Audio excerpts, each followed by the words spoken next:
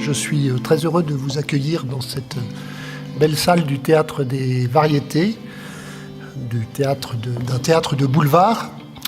Donc ça nous promet des moments de rire, des moments d'amusement et de distraction, mais pour les mériter, il faudra d'abord parler de choses sérieuses. D'ici 10 ans, vous voyez, la part des plus de 65 ans dans la population va augmenter de 17%. Il ne s'agit pas finalement de pleurer sur le fait que les gens vivent plus longtemps, mais plutôt d'adapter notre société. En 40 ans, on a gagné 10 ans d'espérance de vie. Bon, donc il y a 25% de la croissance qui est expliquée par l'augmentation de la durée de vie des Français. On va avoir jusque dans les années 2035 des contraintes techniques, malgré tout, assez fortes, qui sont maîtrisables, mais qui seront assez fortes.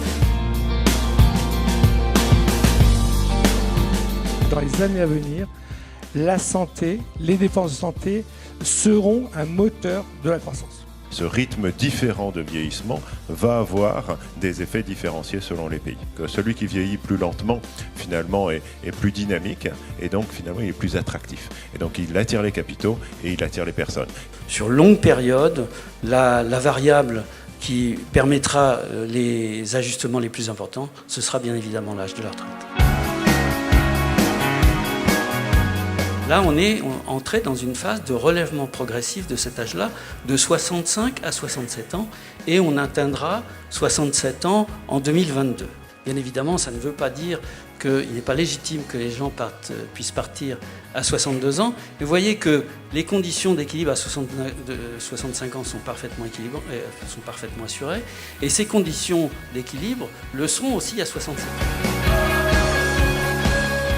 On a vu l'émergence de la responsabilité sociale de l'entreprise. Pour Ecofi, évidemment, c'est un mouvement considérable, puisque c'est l'un des pionniers de ce mouvement, de l'investissement socialement responsable. Ce choix-là, de mettre au cœur du projet une attention particulière à l'enjeu social et environnemental du projet, il a été déterminant dans la réussite d'abord au tout démarrage. Parce que quand la mission est claire, elle éclaire le travail de tout le monde dans l'entreprise. Et je suis convaincu que l'entreprise du 21e siècle, c'est celle qui sera préférée des consommateurs, mais aussi des collaborateurs. C'est celle qui aura prouvé qu'elle a un triple profit, qu'elle a un profit social, qu'elle a un profit environnemental et que du coup, elle a un profit économique.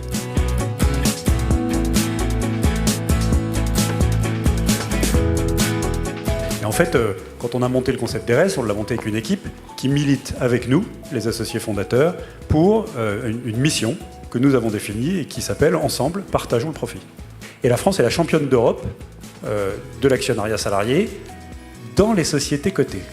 Maintenant, cette promesse, elle est inégalement répartie, puisque quand on rentre dans le non coté, et notamment chez les professionnels qui emploient des gens, les TPE, les PME françaises, là, c'est le désert.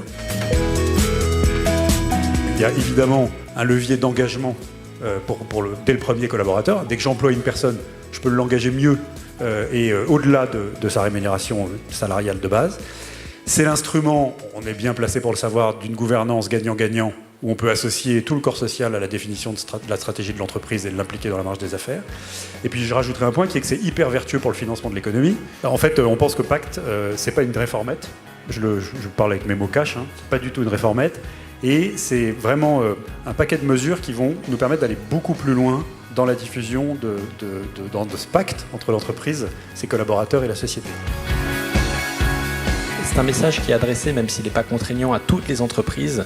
Occupez-vous aussi des enjeux sociaux et environnementaux.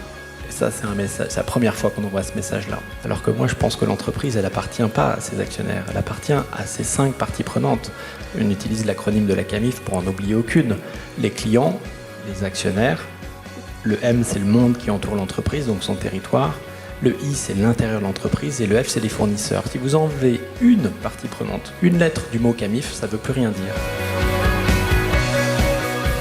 Je dirais la principale autre opportunité qu'ouvre la loi, ça va être l'élargissement considérable du gisement des placements intelligents moi j'ai une conviction personnelle pour traîner mes guêtres dans la gestion d'actifs depuis quelques années, c'est qu'en fait, les critères extra-financiers prennent de plus en plus de poids, qu'ils irriguent toute la gestion d'actifs, et qu'à terme, l'intégralité de la gestion d'actifs sera ISR.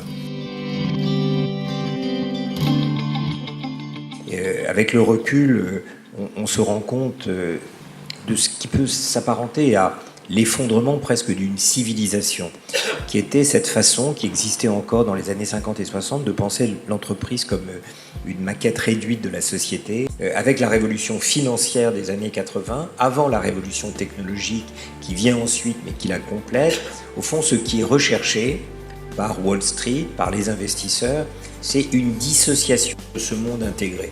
Il y a un long chemin qui a été parcouru et qui a fait que le nouveau capitalisme est devenu profondément détestable. Et celui qui saura faire du business avec ses valeurs, je crois qu'il trouvera des solutions.